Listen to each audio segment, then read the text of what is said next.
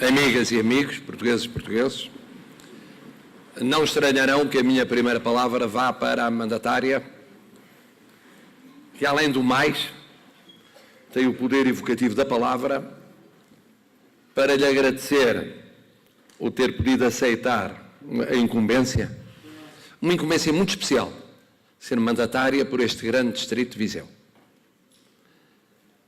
E aliando a juventude, o espírito criativo, a inovação, o mérito empresarial. Não é por acaso que foi premiada tão nova e premiada reconhecendo os seus créditos nacionais e internacionais, representando uma geração que está a mudar Portugal, que está a fazer um Portugal novo, está a criar riqueza para as portuguesas e os portugueses. E os meus mandatários terão ouvido a vossa e minha mandatária. Os meus mandatários são exemplos de excelência por todo o país. Eu estava a ouvi-la e estava a recordar que há poucos dias estava na Madeira, e na Madeira é uma professora considerada a professora exemplar de gerações e gerações de madeirenses. E depois recordava que em Lisboa é um dos grandes cientistas e investigadores portugueses responsável a nível das melhores fundações que temos no nosso país. E no Porto é a primeira mulher diretora da Faculdade de Medicina do Porto ao fim de quase 200 anos. E em Coimbra é o diretor da Faculdade de Medicina de Coimbra, número 1 em ciências forenses em todo o mundo. Em Aveiro é o reitor. A Évora é a reitora. Mas em Leiria encontramos uma personalidade completamente diversa. Um jovem que é o ícone das novas gerações leiriense em matéria de comunicação. Para na área oeste ser a Gutamora Guedes, do mundo do design, da inovação, da criatividade.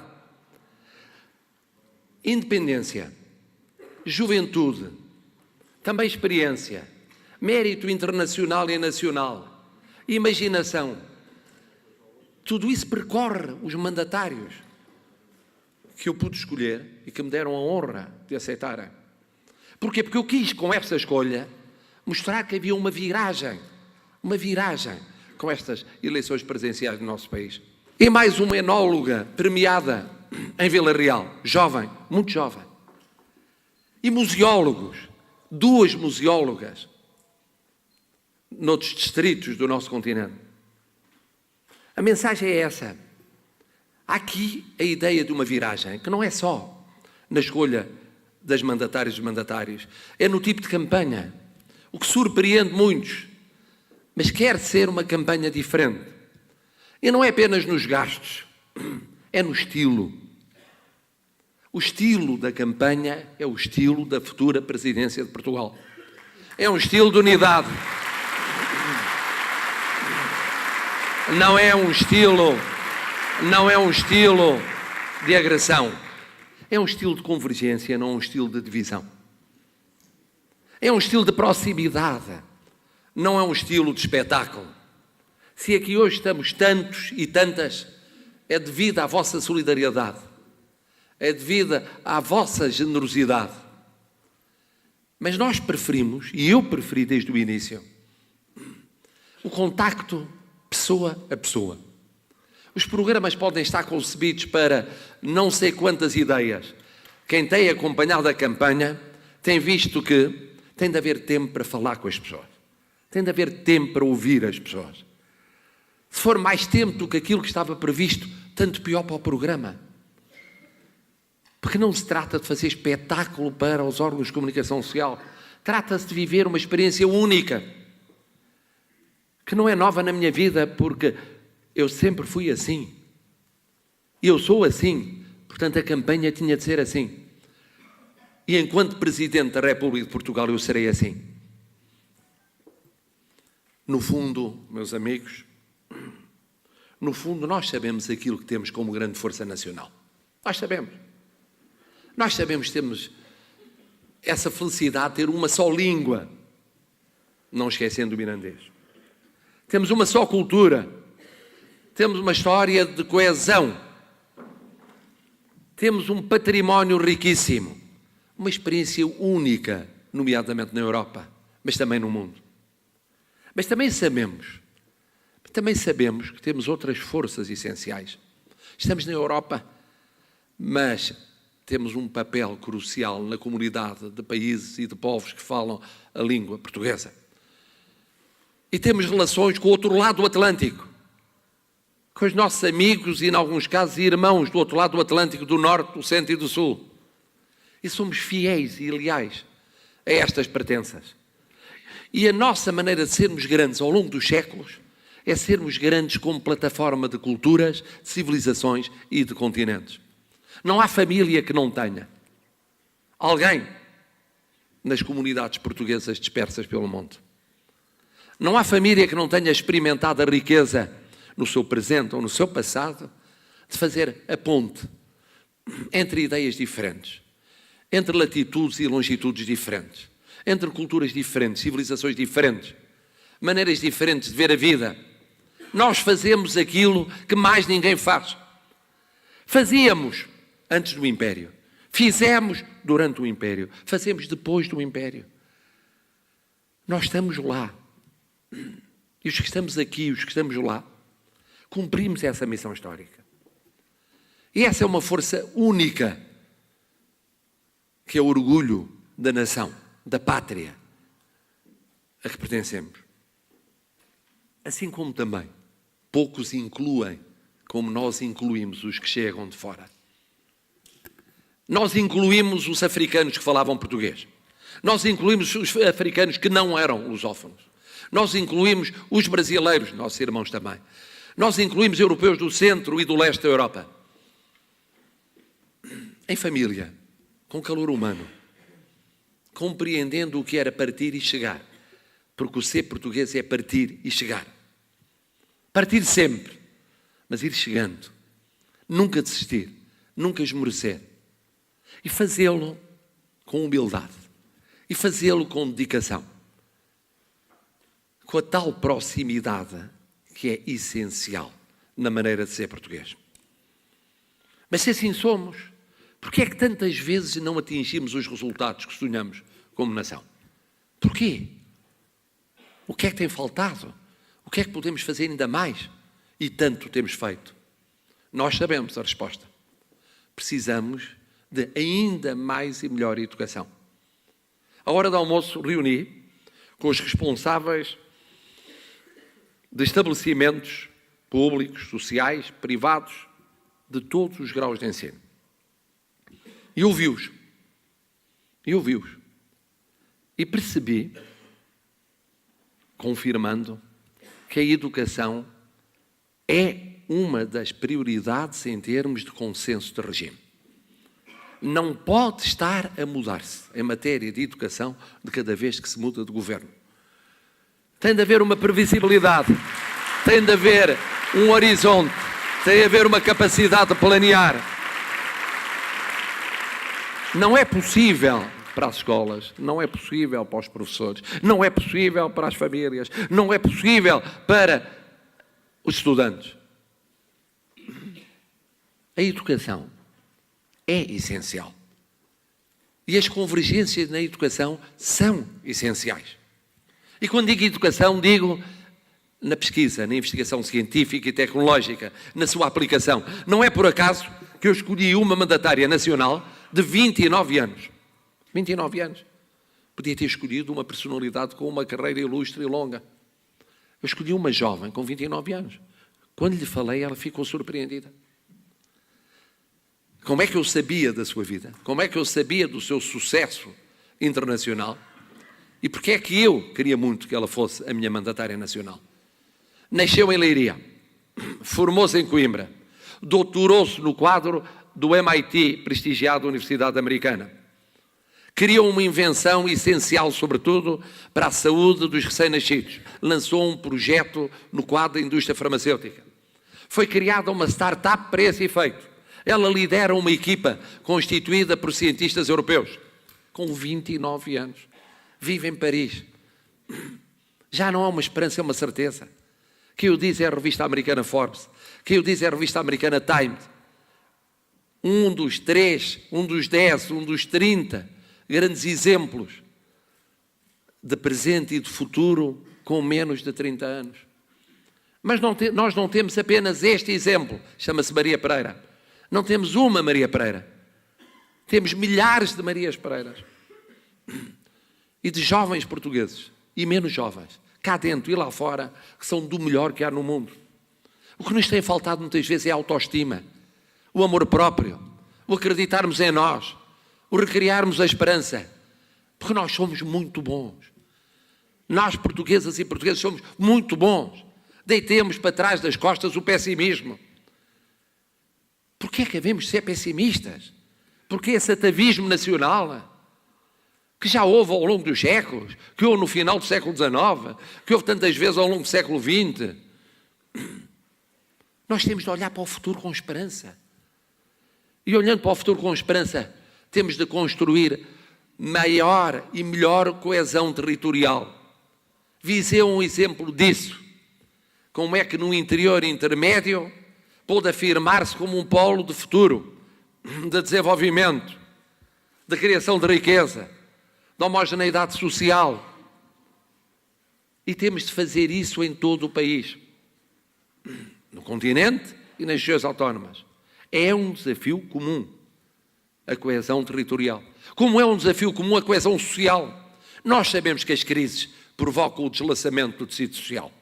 Uma expressão que eu utilizei pela primeira vez há 3 meses, mas que, felizmente, outros candidatos utilizam agora todos os dias.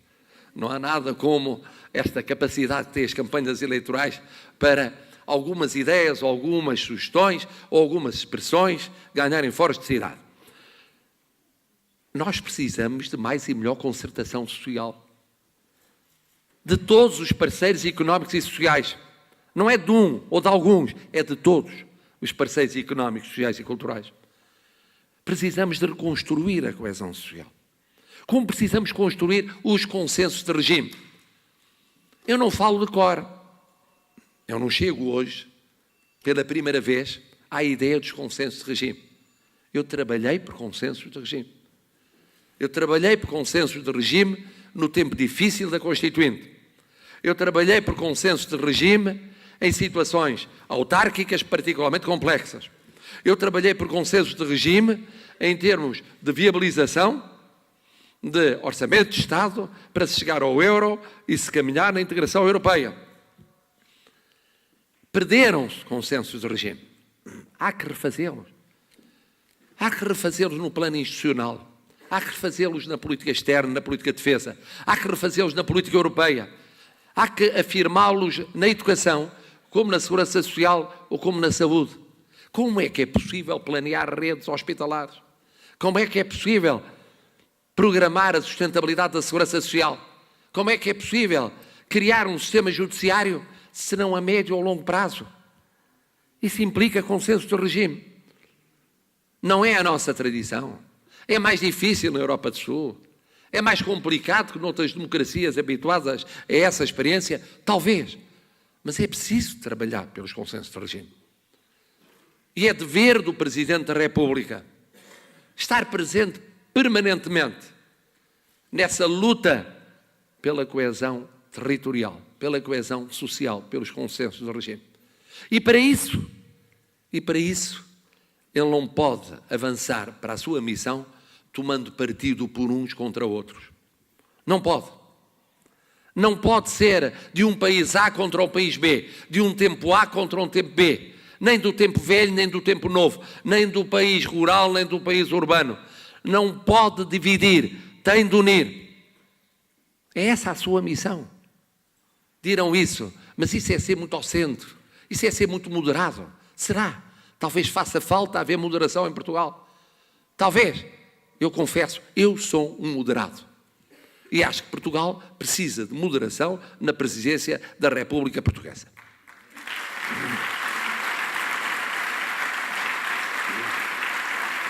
E depois, amigas e amigos, vamos àquilo que foi uma das perplexidades, agora já não, mas no início da pré-campanha e durante a campanha eleitoral, a proximidade.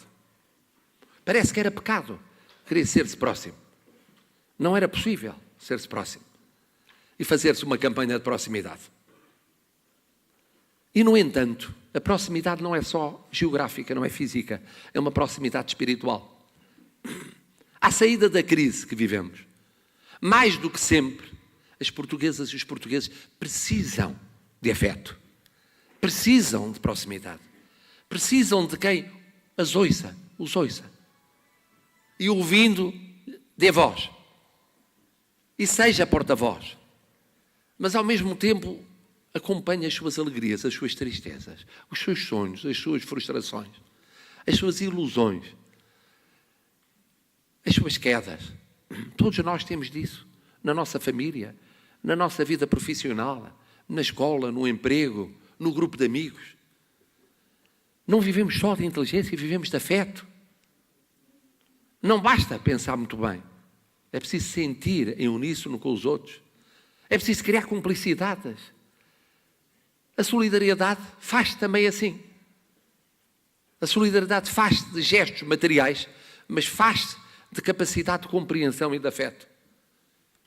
E a capacidade de compreensão e afeto é essencial neste momento da vida portuguesa. E vai ser essencial, porque o mundo está complicado. Os países emergentes, que se diria que estavam a crescer aceleradamente, estão a desacelerar. E é para eles que exporta a Europa. E é para a Europa que nós largamente exportamos. E também para esses países emergentes. As incertezas económicas e financeiras são o dia-a-dia da nossa vida. E muito perto de nós, temos no próximo Médio Oriente uma situação de guerra, com as consequências sociais que conhecemos. E os desafios levantados à Europa, que não é para daqui a 1 ano, ou 2 anos, ou 3 anos, é para ontem. Os refugiados, a segurança comum, o referendo britânico. São desafios para o imediato. Já nem falo dos outros, que é permanentemente a reformular as instituições, repensar a integração política, a união económica e monetária, a união energética, a união digital. Já não falo disso. Falo destes, que vão estar a ser debatidos todos os dias, todas as semanas, nos próximos meses.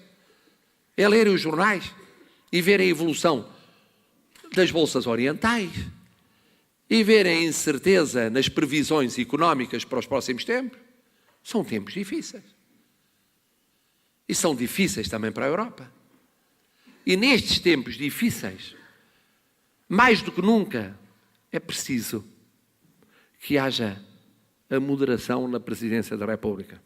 Que haja uma magistratura que seja imparcial politicamente, embora empenhada e parcial socialmente a favor dos mais desfavorecidos, dos mais carenciados,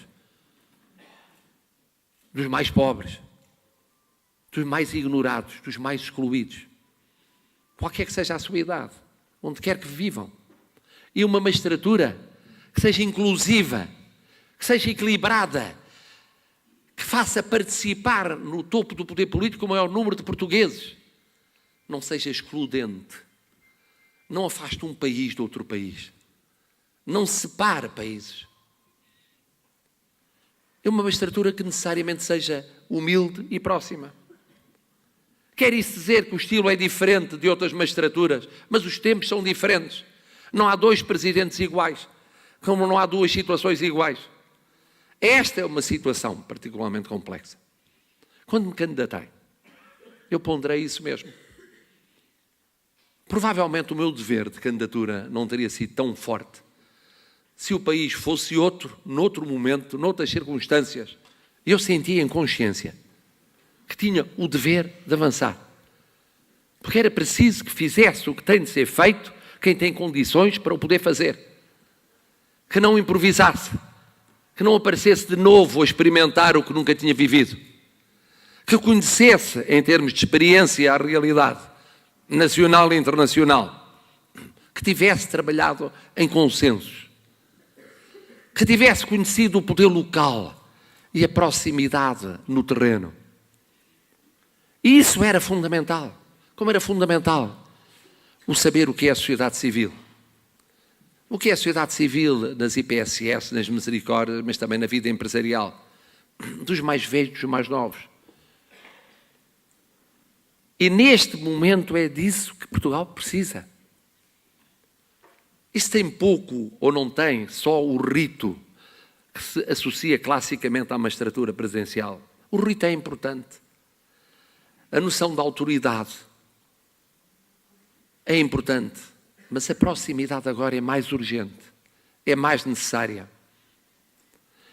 E agora que estamos a menos de uma semana do fim da campanha eleitoral, precisamente a menos um dia de uma semana do fim da campanha eleitoral e a uma semana e um dia das eleições, dá para perceber porque é que é importante votar nas próximas eleições. Porque é importante o papel do Presidente da República. Não que ele precise de mais poderes do que aqueles que a Constituição lhe consagra. Mas também não precisa de menos poderes. Aqueles que existem na Constituição são os adequados. Mas não é por isso. É importante porque o seu poder arbitral, a sua magistratura de equilíbrio, é mais do que nunca essencial no nosso país. E também porque ele tem de representar, além da experiência, um apelo constante à autoestima e à recriação da esperança. O estilo é diferente. É mais informal. É mais coloquial. É mais próximo. Será.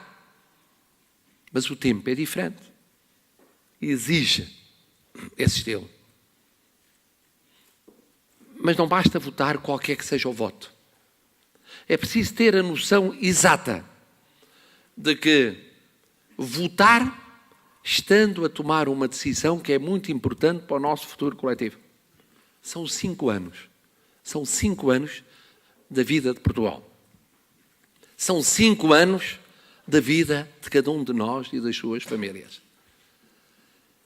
E quando olhamos para aquilo que eu tenho visto nas ruas de Portugal, e tenho sentido, eu tenho dito algumas vezes e repito hoje, que muito mais importante do que os números das sondagens são os números daquilo que eu vejo e sinto nas portuguesas e portugueses com quem falo.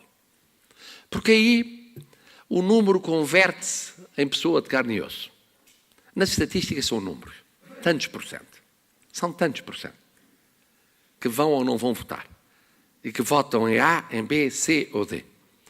Por muito respeitável que seja uma sondagem, e são certamente respeitáveis quando são realizadas perto das eleições e vão todas no mesmo sentido, mas por muito respeitáveis que sejam as sondagens, as pessoas são ainda mais respeitáveis.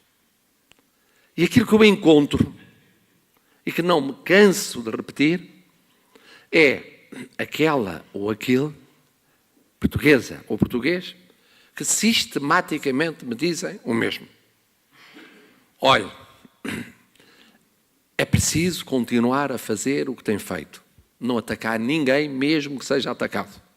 Construir a paz. Manter a serenidade. Apaziguar. Aproximar. Fazer a convergir. Lançar pontos. Faça isso. Faça isso. Mas não se esqueça dos mais pequeninos. Nós mais pequeninos, os mais pobres. Sofremos mais. Sofremos mais porque na agricultura há este problema. Ou porque no comércio eu estou a sentir esta questão.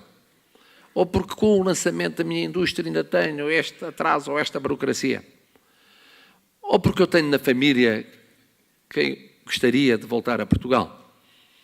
Ou está à beira de ter emprego e vai ter emprego, é fundamental que tenha emprego. E portanto a ideia do papel do poder moderador do Presidente da República, mas ao mesmo tempo do poder de empenhamento social do Presidente da República, do seu magistério de empenhamento social. E depois, volte cá. Acabou de visitar aqui o Museu Grão Vasco, estamos a comemorar o centenário, volte cá depois. Acabou de visitar esta instituição cultural, ou esta realidade económica ou social, olhe, volte cá, misericórdia.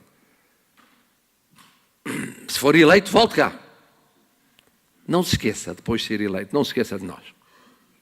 Sabemos que tem imensas coisas para fazer e há muitos centenários por todo o lado, por todo o país. Mas não se esqueça de nós. não chegue lá e de repente, como que passa a viver noutro mundo, que é um mundo que não tem a ver com o mundo de nós, Zé Povinho, de nós cidadãos, de nós que no dia-a-dia criamos riqueza para o nosso país. E são as 3 preocupações que eu encontro. Pacificação, pacifique. Segundo, olhe por aqueles que menos têm. Terceiro, seja próximo de nós. No fundo quer dizer, goste de nós. Goste de nós. Porque os portugueses querem gostar daqueles que os governam. E querem que aqueles que os governam gostem deles. Mas gostar mesmo, não é gostar nos discursos, é gostar mesmo. E sentem isso. E isso não dá para iludir, para mentir, para inventar. Não há agência de imagem. Não há agência de marketing que consiga converter em genuíno o que não é genuíno e vir dizer que faz de conta quem é genuíno. Não é possível. Porque quem é genuíno. Quem não é genuíno nunca vai ser genuíno. Pode fazer um grande esforço, mas nunca vai ser genuíno. E os portugueses precisam dessa genuinidade. Meus amigos, por isto tudo vos disse que esta presidência da República, que vai ser difícil, que vai ser complexa, que vai ser exigente, é uma presidência que tem de virar uma página na história do nosso país. E eu estou muito confiante. Estou muito confiante aqui, em relação a Viseu, com a vossa presença. Com a vossa presença durante todo o dia e com a vossa presença aqui, neste encontro informal, não organizado, espontâneo, de confraternização, de convergência de pessoas. Mas estou, sobretudo, muito confiante na maneira como os portugueses estão a viver este momento em Portugal. Os portugueses não vão desanimar. Os portugueses não vão desanimar. Os portugueses sabem que a saída da crise é difícil. Mas eles já resistiram numa crise dificílima. Eles vão resistir no período complicado da saída da crise. Eles vão ter imaginação, determinação, coragem, como tiveram sempre. 1000 vezes disseram que iam perder a independência. 1000 vezes disseram que nunca iriam recuperá-la. 1000 vezes disseram que era um país impossível. 1000 vezes disseram que na Península Ibérica não havia lugar para Portugal.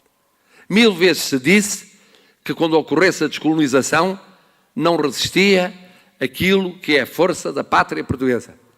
1000 vezes se falou com pessimismo naquilo que no fundo só justifica otimismo. Eu sou realista, mas otimista. Eu acredito nas portuguesas e nos portugueses. Eu acredito em Portugal. Eu acredito que no dia 24 se vai abrir uma nova página na história do nosso país. Eu estou ao vosso serviço, porque é o serviço de Portugal. Viva Portugal!